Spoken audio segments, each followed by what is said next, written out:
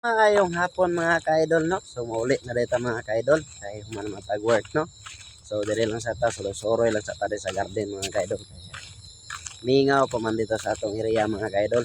Dito sa atong kwarto. So lakaw-lakaw lang sa to diri mga ka-idol, no? So thank you dahil sa mga followers na to diha. So pag-follow, like and share na lang pud sa mga video mga ka-idol. Kay pohon kaluyan ta sa Ginoo mga ka-idol. O sweldo na ta sa atong pag-vlog mga ka-idol. So thank you kayo sa suporta niyo mga ka-idol ha. Dako kayong pasalamat ako sa inyo sa pag-follow sa mga viewers na to diha. Ug sa mga followers na to diha. Thank you kayo sa inyong tanan mga ka-idol. So pag-follow, like and share na to sa video mga ka-idol, no. So magtinabangan lang ta mga content creator mga ka-idol. So follow to follow lang. Isa lang masulti na ko diha sa mga content creator. Ayaw mo kundang, padayon lang.